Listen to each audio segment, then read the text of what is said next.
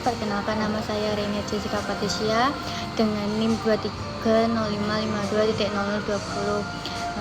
Saya adalah mahasiswa aktif program studi akuntansi di Universitas Teguh Banggi Semarang. Senang sekali rasanya bisa berdiri di sini sebagai bagian dari keluarga besar yang penuh dengan ketelitian dan integritas.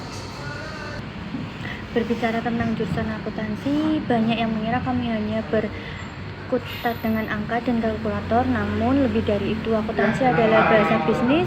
Di prodi ini kita belajar bagaimana menyusun informasi keuangan yang transparan, akuntabel, dan menjadi dasar pengembalian keputusan bagi perusahaan.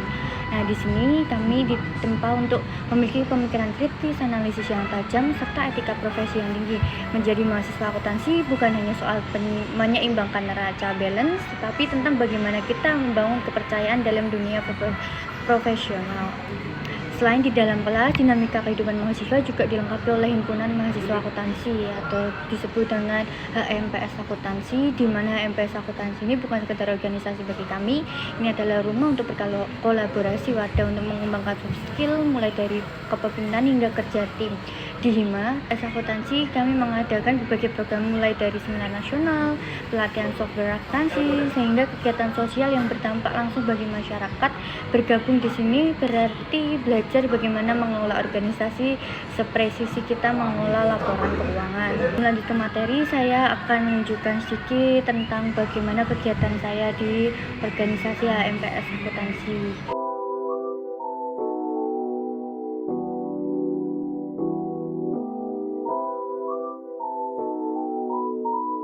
Itulah pengenalan video dari HMPS Akuntansi. Saya bangga menjadi bagian program studi akuntansi dan ikut aktif dalam perjalanan himpunan mahasiswa kami.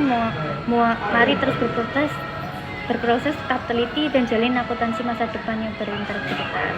Sekian dari saya. Berikutnya saya akan menjelaskan materi mengenai audit siklus perolehan dan pembayaran aset tetap. Nah, selanjutnya aku akan menjelaskan materi mengenai seringkali menjadi komponen terbesar dalam neraca perusahaan. Nah, audit pada siklus ini sangat krusial karena melibatkan pengeluaran kas yang besar dan estimasi umur ekonomis yang mempengaruhi beban penyusutan di laporan laba rugi. Kita harus fokus pada dua hal. Yang pertama itu ada perolehan, mengenai apakah aset itu benar-benar dibeli dan dicatat sesuai harga perolehannya. Yang kedua, pembayaran, mengenai apakah kewajiban terkait pembelian tersebut telah diselesaikan. Kemudian berikut ini adalah penjelasan dalam mengenai dua fokus utama dalam siklus audit perolehan dan pembayaran aset tetap yang dikaitkan dengan temuan pada kertas kerja PT Sugus. Yang pertama itu adalah fokus perolehan, di mana keberadaan dan akuntansi harga perolehan.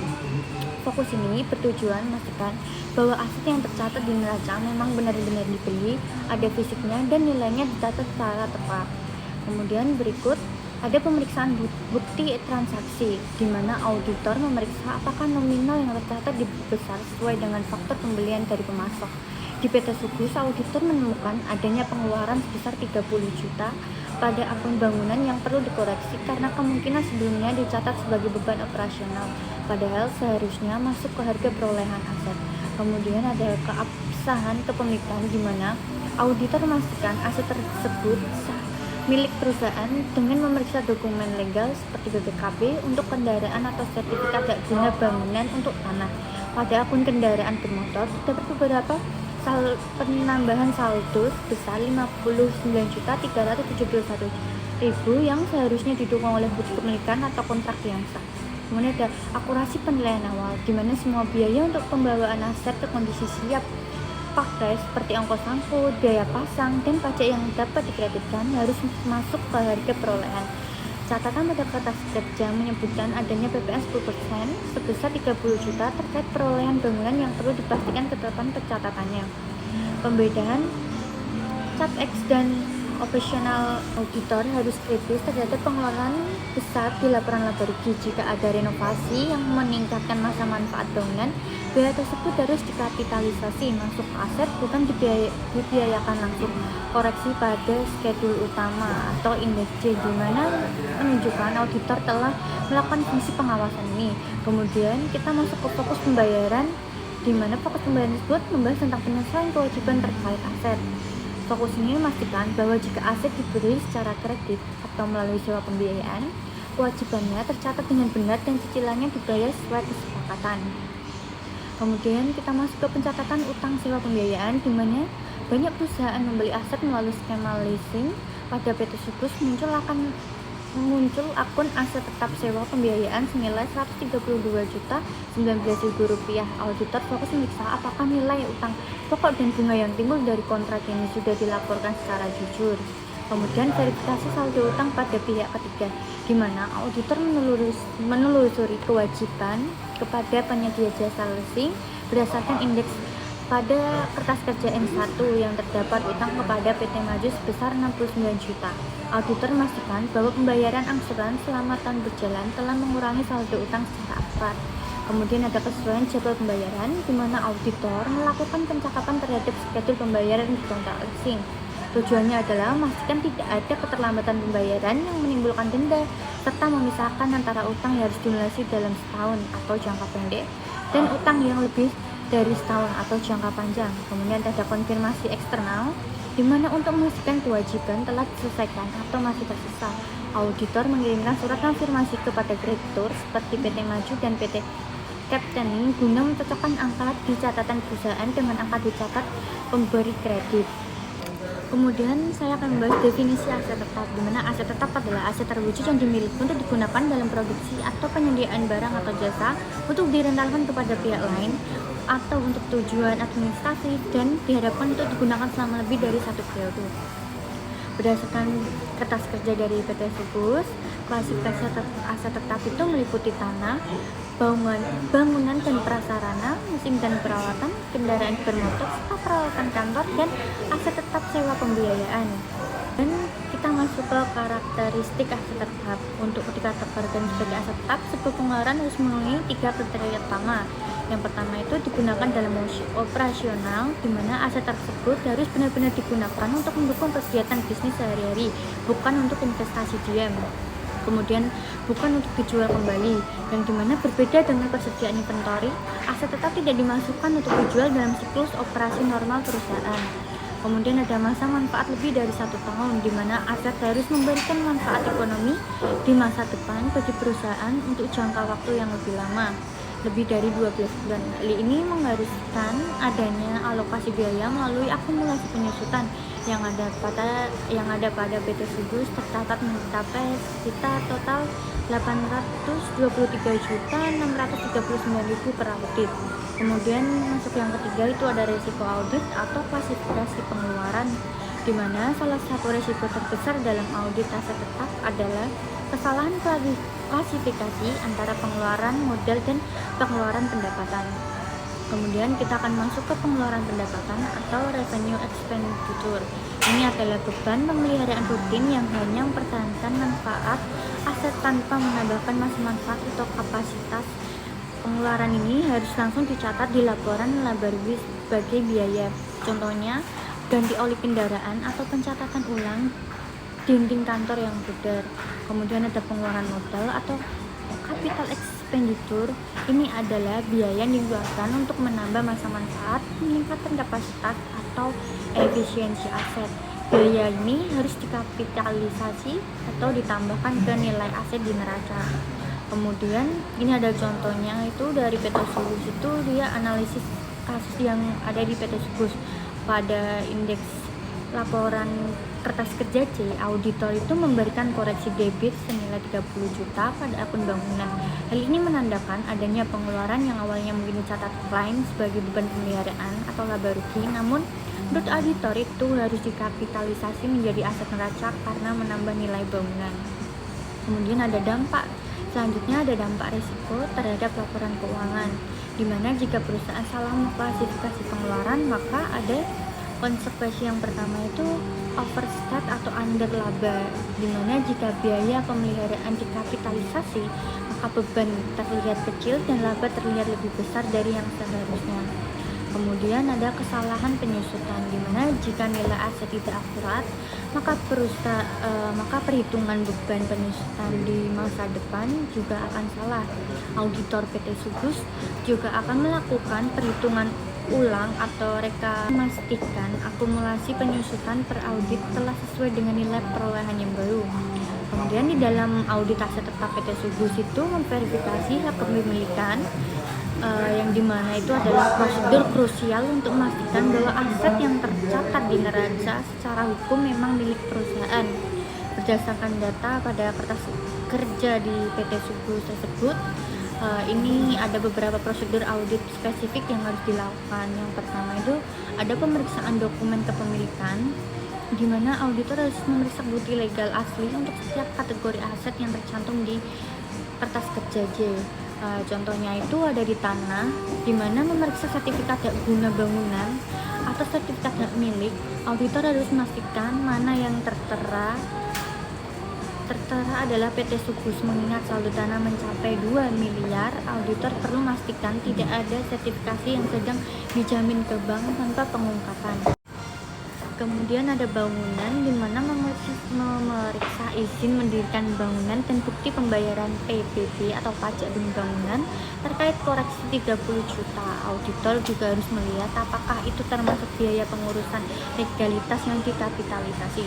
Kemudian ada kendaraan bermotor, yang seharusnya memeriksa BPKB atau buku pemilik kendaraan bermotor dan STNK untuk kendaraan yang masih dalam masa sewa di dalam kertas kerja indeks C. Kemudian BPKB biasanya masih dipegang oleh perusahaan leasing. Dalam hal ini auditor memeriksa kontrak sewa sebagai bukti hak penggunaan.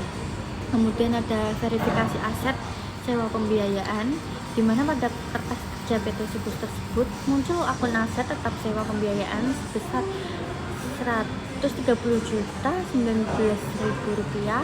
Untuk prosedur spesifikasinya yang meliputi itu review kontrak leasing, auditor membaca kontrak dengan PT Maju untuk memastikan bahwa resiko dan manfaat aset telah berpindah ke PT Subus. Kemudian konfirmasi eksternal, di mana mengirim surat konfirmasi ke PT Maju dan PT Ciptaning untuk mencocokkan saldo utang sewa jangka panjang dan status kepemilikan aset yang dijadikan jaminan. Kemudian ada pemeriksaan notulen rapat dan perjanjian kredit, di mana auditor harus memeriksa notulensi rapat direksi untuk memastikan bahwa pembelian aset besar telah disetujui secara resmi. Selain itu, auditor memeriksa apakah ada aset tetap yang dijadikan jaminan atas utang bank dengan membaca perjanjian kredit. Jika ada, hal ini harus diungkapkan dalam catatan atas laporan keuangan. Kemudian ada inspeksi pajak dan retribusi, di mana auditor memeriksa bukti pemotongan pajak terkait perolehan aset. Pada catatan tangan di indeks J terdapat preferensi mengenai PPN 10% senilai 30 juta terkait bangunan. Auditor memastikan PPN ini telah dilaporkan dan dokumen fakturnya valid atas nama PT Subus sebagai bukti transaksi yang sah. Kemudian ada rekonsiliasi dengan buku tambahan.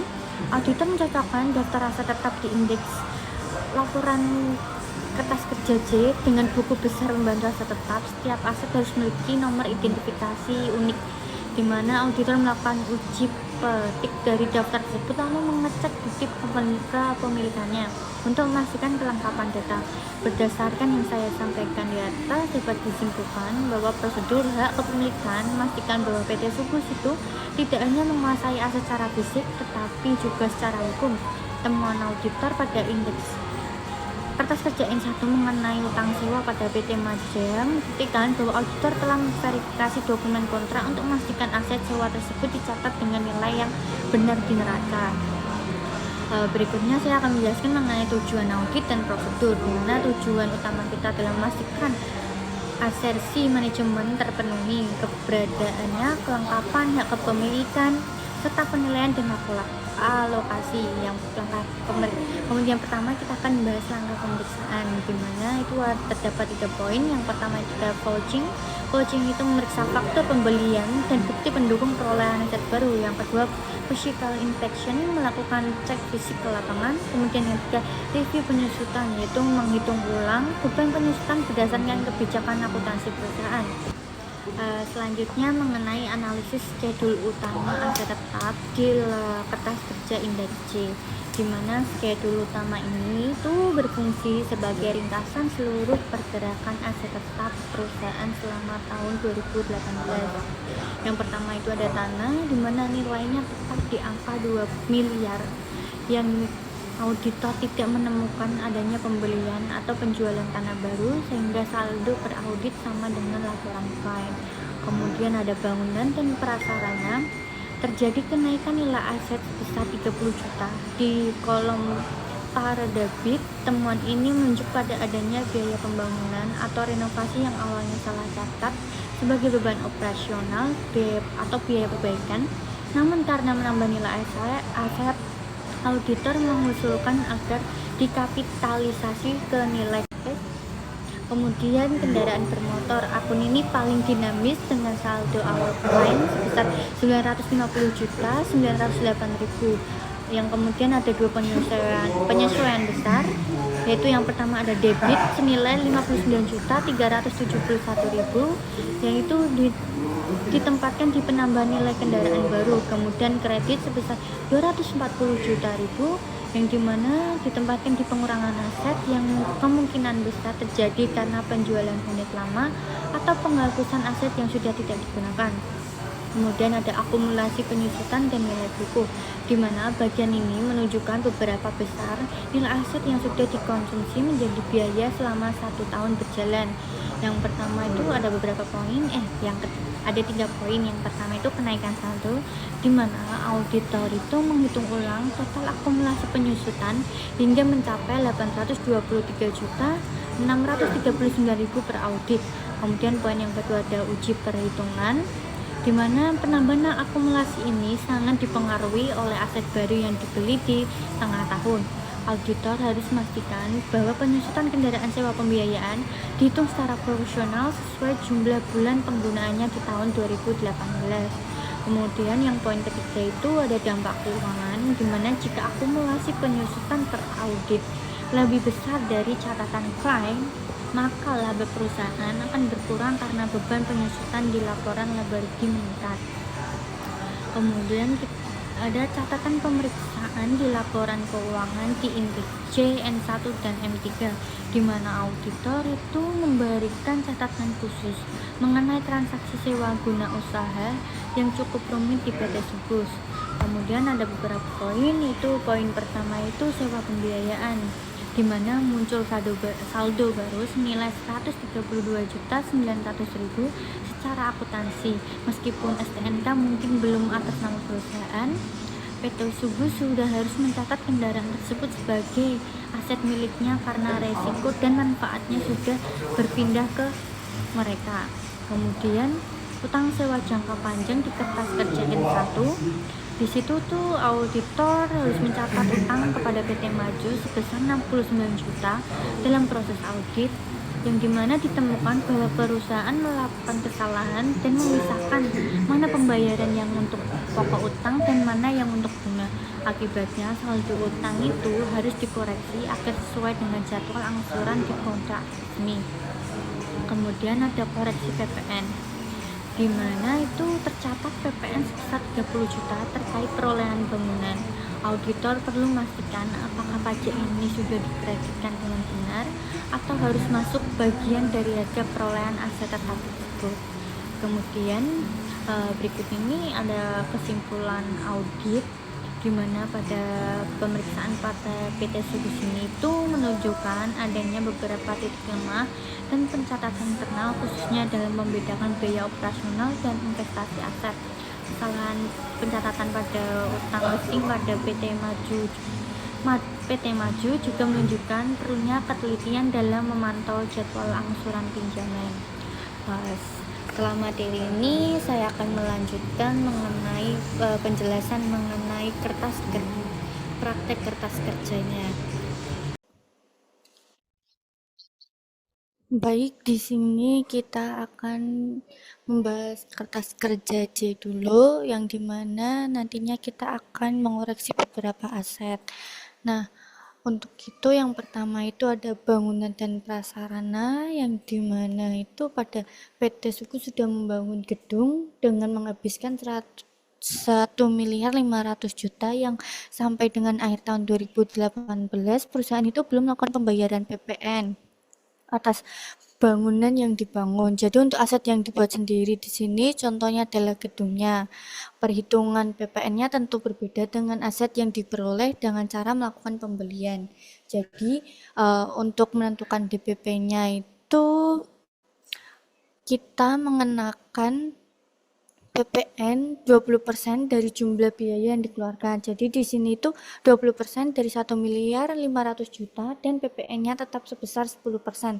Jadi dapat kita masukkan di sini untuk catatan prinsip pemeriksaan yang pertama itu bahwa perusahaan belum melakukan pencatatan PPN atas bangunan yang dibuat sendiri.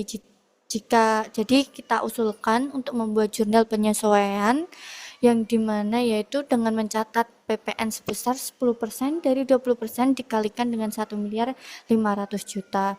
Jurnalnya sendiri itu dapat dilihat. Nah, jurnalnya sendiri itu dapat dilihat sebagai berikut. Untuk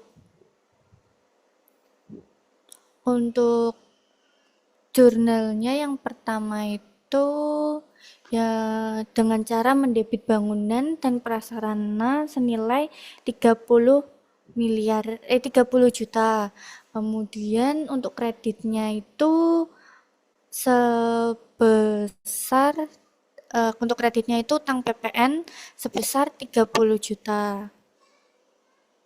Jadi seperti yang saya bilang tadi, itu untuk mendapat 30 juta itu dari 10% dari 20% dikali 1.500.000.000. Jadinya yang 20% ini tuh DPP-nya, karena aset ini tuh dibuat sendiri dan 10%-nya itu PPN-nya. Kemudian yang kedua itu pada tanggal 25 Juni, perusahaan kan telah membeli 3 unit truk Mitsubishi dengan cara tukar tambah dengan perolehan sebesar 30 juta.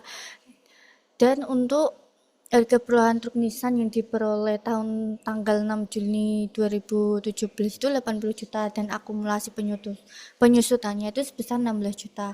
Kendaraan ini dinilai untuk harga pasarnya itu sebesar 59.371.000, sedangkan visinya yang dibayar oleh perusahaan itu dicatat sebagai jurnal berikut. Nah, untuk pencatatannya itu, jadi untuk harga perolehan truk Nissan yang diperoleh tanggal 16 Juli 2017 itu senilai 80 juta. Untuk harga perolehannya udah ada orat-oratannya di situ. Kemudian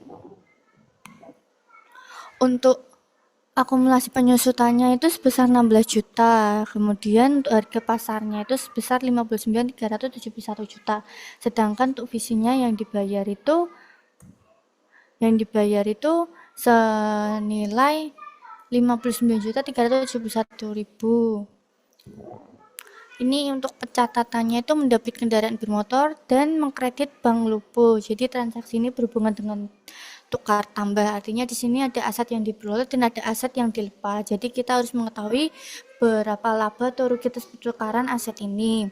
Jadi tidak bisa membuat jurnal langsung, sementara kendaraan bermotor yang lama harus kita keluarkan dan kendaraan motor yang baru harus kita catat.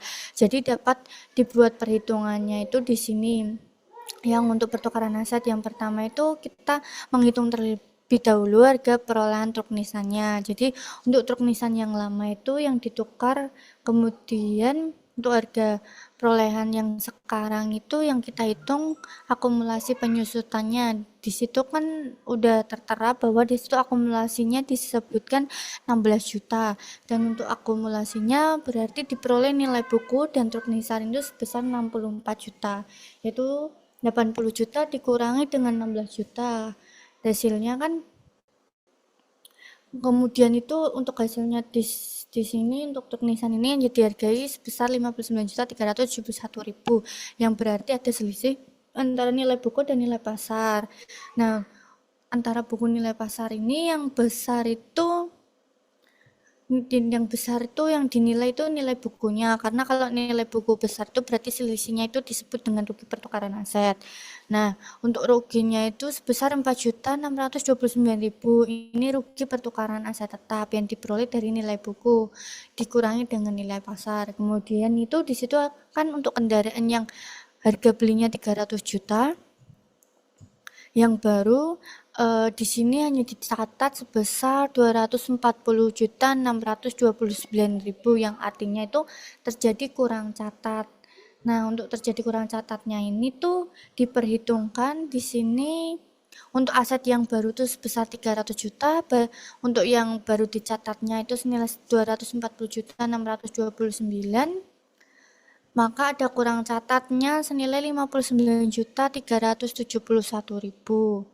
Nah, ini tuh untuk kurang catat atas aset tetap.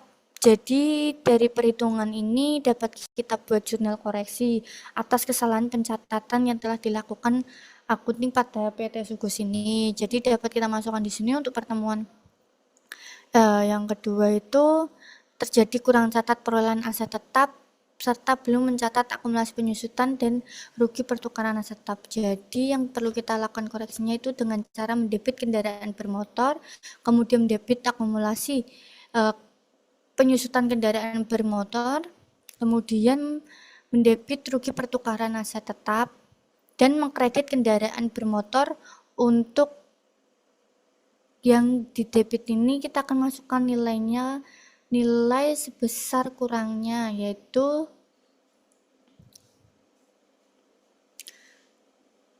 sebesar 59.371.000. Kemudian untuk akumulasi penyusutan kendaraan bermotor senilai 16 juta ribu dan patologi pertukaran aset senilai 4.629.000. Terus kemudian untuk kreditnya itu kendaraan bermotor senilai 80 juta ribu.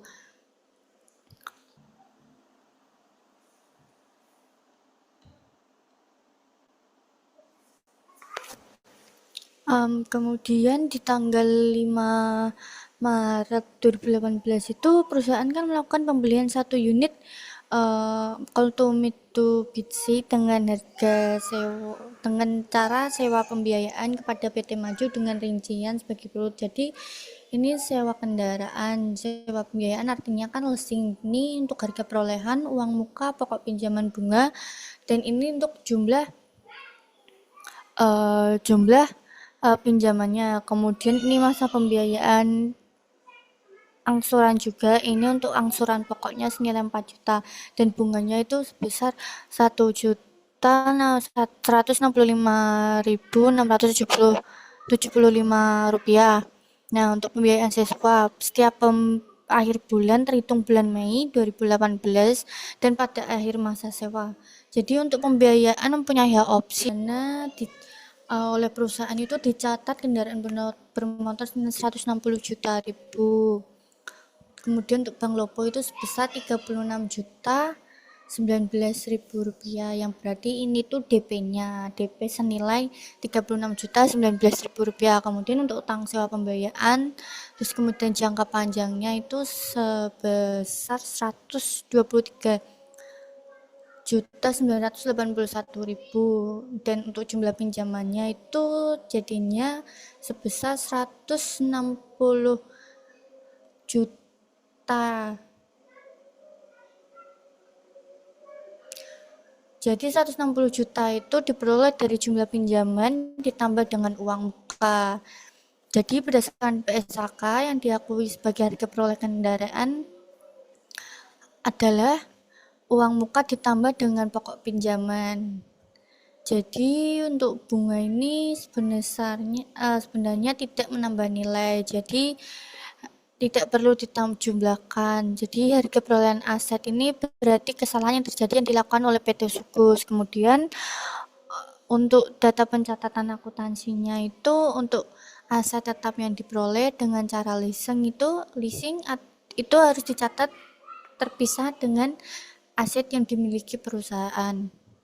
Tapi nanti ketika sudah lunas baru bisa diakui sebagai aset perusahaan. Berarti ini harus kita buat jurnal koreksi dengan cara mengurangi kendaraan bermotor ini dan mengakui sebagai aset pembiayaan. Jurnal yang dapat kita buat itu adanya salah catat kendaraan yang diperoleh melalui sewa pembiayaan, maka jurnal koreksi yang disusun adalah mendebit aset tetap sewa berupa kendaraan bermotor senilai harga perolehannya yaitu sebesar 132.019.000. Kemudian untuk sewa pembiayaan jangka panjang atau utang sewa pembiayaan jangka panjang di sini itu terjadi kelebihan karena ini termasuk bunga, maka ini dikurangi sebesar nilai bunganya. Jadi ini nilai bunga yang dikurangi dan dikreditnya adalah kendaraan bermotor. Nah, untuk utang sewa pembiayaan jangka panjangnya itu senilai 20.981.000 dan untuk kreditnya kendaraan bermotor itu senilai 160 juta. Kemudian di sini itu bahwa tanggal 12 Januari 2018 di sini itu ada yang membeli 10 unit komputer melalui impor. Jadi untuk permasalahan yang terjadi di sini yaitu yang dicatat oleh perusahaan itu peralatan kantor senilai 96.600.000 yang berarti 96.600.000 ini itu nilai impornya. Kemudian untuk PPN-nya itu senilai 9.660.000 yang berarti untuk PPN ini itu dicatat itu dibayar di muka yang merupakan PPh pasal 22 PPh impor. Kemudian ini ada beban lainnya senilai 9.890.000 dan di kreditnya itu senilai Bank Lopo senilai 118.565.000 sesuai dengan yang dibayar. Jadi dalam pengakuan perolehan aset tetap itu kita harus menambahkan semua biaya yang dikeluarkan atas perolehan aset tetap kecuali untuk catatan yang di sini. Tapi untuk catatan yang PPN atas barang mewah ini karena dia tidak dapat dikreditkan, dia harus kita tambahkan ke dalam harga perolehan. Jadi ada dua yang harus menambahkan harga perolehan, yaitu beban lainnya dan PPN atas barang mewah ini. Jadi PPN ini itu bukan catat pertambahan nilai ya, tapi catat penjualan barang mewah. Nah, untuk catatannya ini itu bukan cuma 96.600.000 tapi ditambah biaya yang lainnya. Jadi biaya lainnya itu 9.890.000. Untuk perinciannya itu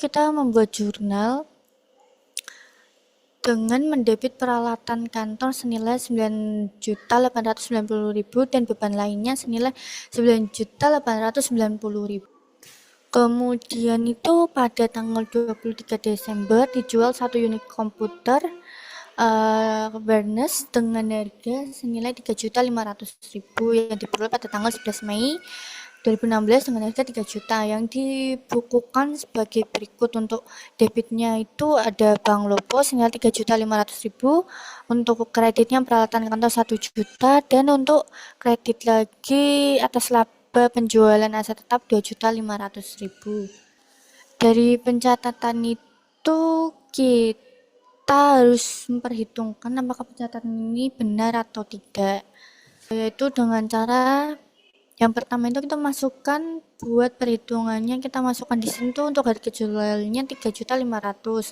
Kemudian selanjutnya kita harus mencari nilai buku dari aset yang dijual ya.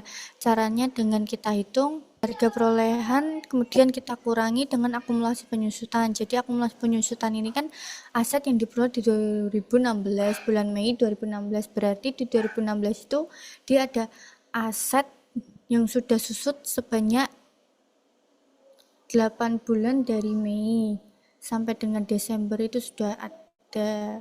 Untuk perhitungannya itu harga perolehan ini dibagi 5 karena umur ekonomis. Nah, kemudian itu terjadi salah kecatat dalam penjumlahan aset di mana itu akumulasi penyusutan peralatan kantor senilai 1.600.000, laba atas penjualan aset tetap itu 400.000 dan peralatan kantor senilai 2 juta. Kemudian untuk soal selanjutnya yaitu di sini ada perhitungan penjualan aset tetap di mana harga jualnya senilai 3.500.000, harga perolehannya 3 juta. Untuk akumulasi penyusutannya itu 2016 senilai 400.000, 2017 600.000, 2018 itu 600.000. Jadi jumlah akumulasi penyusutannya itu senilai 1.600.000. Untuk nilai bukunya itu 1.400.000 dan laba atas penjualan asetnya itu 2.100.000. Kemudian kita masuk ke kertas kerja JJ1 yang dimana itu untuk pencatatannya itu di sini untuk kertas kerja J itu, nah untuk membuat perhitungan itu kita perlu menyusun penyusutan tahun 2018 atau asetnya. Nah, di sini itu terdapat nilai di sini itu ada kolom tabel keterangan. Kemudian ini jumlahnya untuk harga perolehan yang positif dan negatif bertambah dan berkurang. Kemudian ini jumlah 2018, ini 2017, ini bertambah berkurang, ini 2018 dan ini 2018, ini 2017 nya. Kemudian ini itu diperoleh dari nilai tercatatnya diperoleh dari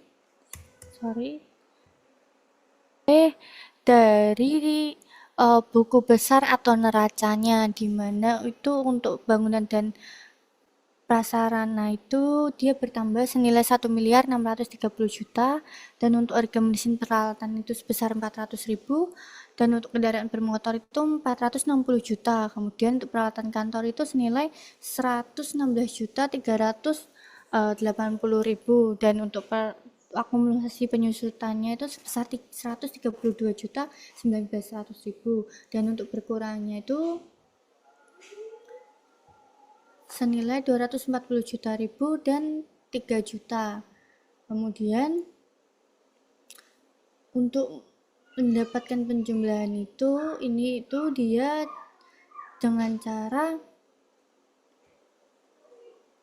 didapat dari nilai yang tadi 1.500.000.000 itu ditambah dengan ini untuk bangunan dan prasarana yang telah dikoreksi tadi senilai 30 juta.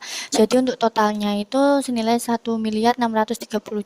Kemudian untuk senilai 400 juta ini tuh didapat dari neraca saldo di modul buku 1. Untuk yang ini tuh didapat dari 600 juta ditambah 9890. Jadinya hasilnya segini. Kemudian itu untuk perhitungan yang ini itu dengan cara 1.350 itu ditambah dengan 1.630 hasilnya ketemu 2.900 2.910 juta. Kemudian sama ini juga dikurangkan kemudian di total dan hasilnya 6.899.069.000. Nah, kemudian untuk yang ini itu perhitungannya didapat dari yang pertama itu terdapat dari yang tercatat itu dia diperoleh dari untuk yang tercatat ini tuh diperoleh dari modul yang pertama itu yang di bagian akumulasi penyusutan bangunan, mesin, kendaraan, peralatan. Kemudian kita dapat simpulkan di sini, ditulis di sini. Kemudian untuk yang aset lama itu dia diperoleh dari nilai aset yang awal senilai 1.350.000.000 itu dibagi 20 karena 20 ini tuh masa manfaat yang sudah ada di modul pertama sudah dijelaskan. Nah, jadi 1.350.000.000 ini dibagi 20 hasilnya itu 60.500.000. Kemudian untuk yang mesin itu senilai 42 juta di mana didapat dari 420 miliar dibagi dengan 10 sesuai masa manfaat mesin. Kemudian ada kendaraan di mana itu dia 550.297.000 dibagi dengan 5 sesuai masa manfaat kendaraan yang sudah ada di modul 1, yaitu jumlahnya senilai 110.055.800 rupiah. Kemudian untuk yang peralatan itu dia dapat nilai senilai 16.678.200 unit dapat dari 63.391.000 dibagi 5 atau masa manfaatnya.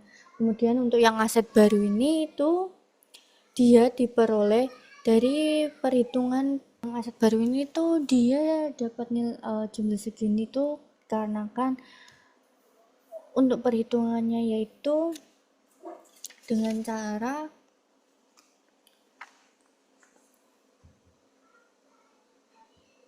1.630.000.000 itu dibagi dengan masa manfaatnya, kemudian dikali dengan bulan yang diperoleh, yaitu bulannya itu 2/12, kemudian menemukan hasil ini dan seterusnya. Kemudian untuk yang jumlah aset ini dia jumlahnya itu didapat dari jumlah aset lama ditambah jumlah aset baru, yaitu jadinya 60.500 itu ditambah dengan 13.583.333 rupiah, hasilnya yaitu 81.083.333 rupiah dan seterusnya.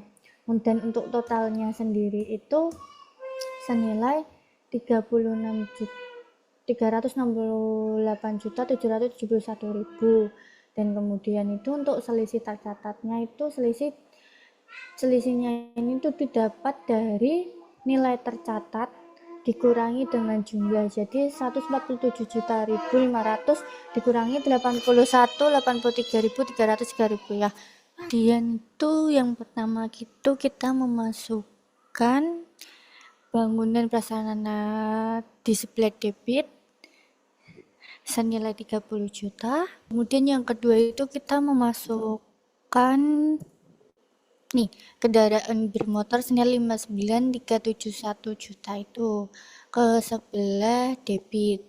Kemudian ini yang dikredit kita memasukkan kendaraan bermotor senilai 240 juta yang diperoleh itu dari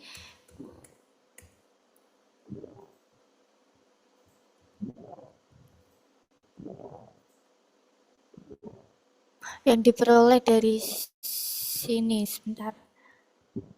Yang diperoleh dari sini 240 juta.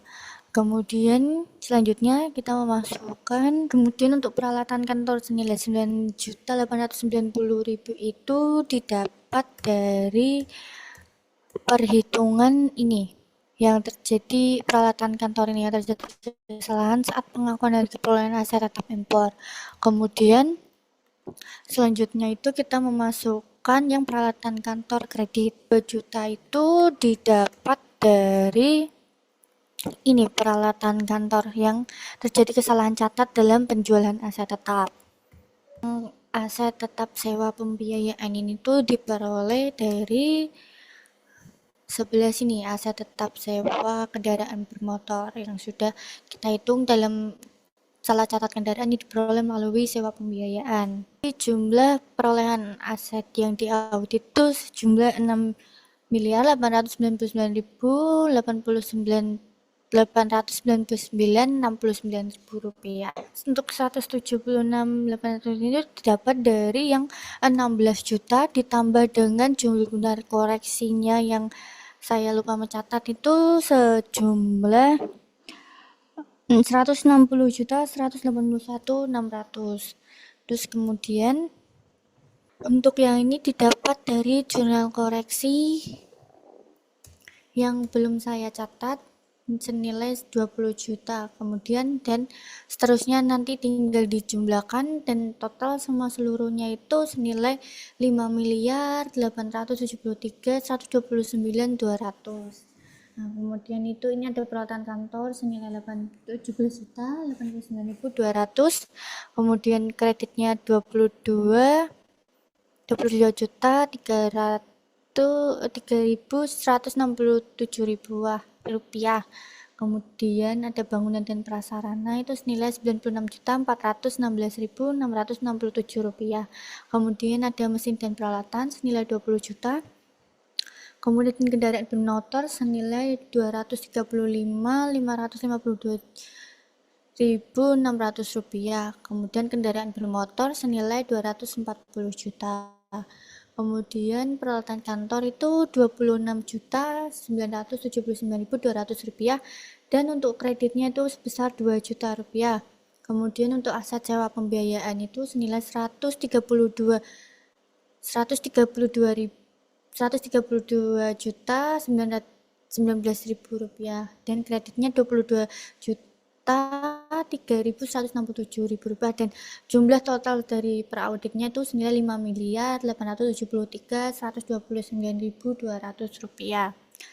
Kemudian kita akan membahas di kertas kerja N1 di mana itu dapat koreksi berdasarkan hasil pemeriksaan itu diteruskan kesalahan catat pada utang sewa jangka panjang kepada PT Maju yang sebelumnya sebesar utang pajak yaitu 16 bulan dikali 4 juta dan totalnya yaitu 64 juta ribu. Kemudian kita masukkan saja ke dalam kertas kerja.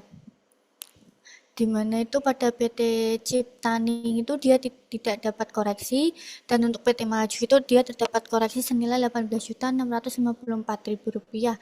Nah, kemudian untuk perauditnya itu senilai 84.480.000 rupiah. Cukup sekian materi yang dapat saya sampaikan. Namun sebelum saya benar-benar mengakhiri sesi ini, izinkan saya memberikan sedikit refleksi dan nasihat yang bisa menjadi penyemangat untuk teman-teman mahasiswa akuntansi FD, FEB, Unisbank. Mungkin di luar sana banyak orang yang melihat kita tuh hanya sekumpulan orang yang duduk kaku di belakang meja berteman-teman kalkulator dan terjebak dalam labirin angka yang dingin. Tapi di kampus ini kita tuh belajar melihat sisi yang berbeda. Kita tahu bahwa setiap angka yang kita tulis itu sebenarnya memiliki detak jantung yang mewakili keringat para pekerja, para pengusaha, dan proyek masa depan sebuah instansi. Kita tidak sedang sekedar mencatat masa lalu, tapi kita sedang merancang kepastian di tengah ketidakpastian ekonomi. Ingatlah, jika seorang penulis menulis cerita dengan kata-kata, maka seseorang akuntan menuliskan kebenaran melalui angka-angka. Kebenaran itulah yang baru saja kita bedah bersama dari lembar kerja kertas audit PT Sugosari ini. Kita menelusuri penyesuaian pada akun kendaraan atau bangunan. Kita sebenarnya tidak hanya sedang berhitung, melainkan sedang melatih insting kita belajar tidak menerima informasi begitu saja, melainkan berani bertanya apakah itu benar, apakah itu salah. Sebab dalam profesi ini ketelitian adalah bentuk tertinggi dari rasa hormat kita. Jangan pernah sepelekan selisih atau Rp1 pun, karena dalam akuntansi selisih bukan sekedar hanya angka yang hilang, melainkan sebuah pesan bahwa ada sesuatu yang belum tuntas. Dan percayalah, jika kalian terbiasa menjadi pribadi yang tuntas di dalam kelas ini, kalian akan tumbuh menjadi pribadi yang tuntas dalam menghadapi tantangan hidup apapun di masa depan. Cara kita memperlakukan ini pun sejatinya mirip dengan materi audit aset tetap yang kita pelajari. Kita bicara tentang masa manfaat dan nilai residu. Secara filosofis, hidup kita pun memiliki masa manfaatnya sendiri. Pertanyaan sekarang, investasi apa yang sudah kita tanamkan pada diri kita di hari ini agar nilai buku kita tidak begitu saja dimakan waktu. Di Unisbank ini kalian sedang mengkapitalisasi diri. Kalian adalah aset yang berharga yang sedang dikembangkan. Maka jangan biarkan potensi kalian hanya menjadi beban pemeliharaan rutin tanpa ada peningkatan kualitas. Jadilah aset yang kontribusi dan integritasnya tetap bernilai tinggi di mata masyarakat meski tahun-tahun terus berganti. Kesadaran akan nilai diri ini punlah yang akan menjadi menjaga kita secara saat bicara tentang kewajiban dan pembayaran seperti utang sewa pada PT Maju yang kita bahas tadi. Pembelajaran tersebut mengajarkan kita bahwa setiap janji adalah utang yang harus diselesaikan secara akurat.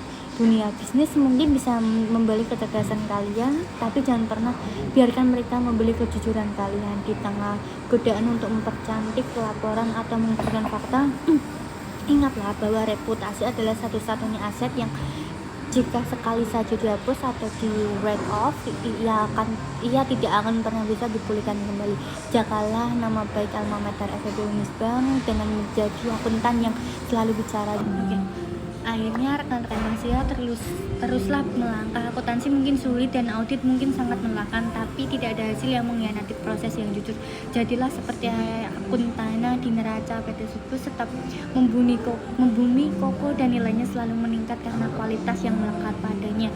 Jadikan masa kuliah di Unisbank ini sebagai jurnal terbaik dalam hidup kalian. Postinglah kebaikan, sesuaikanlah kesalahan masa lalu, dan biarkan laporan akhir hidup kalian nanti menjadi sebuah mahakarya yang balance antara kesuksesan dan ketenangan jiwa. Selamat belajar, salam berproses. Tas ekonomika dan bisnis Unisbank bangga milik kalian. Terima kasih. Sekian presentasi dari saya. Wassalamualaikum warahmatullahi wabarakatuh.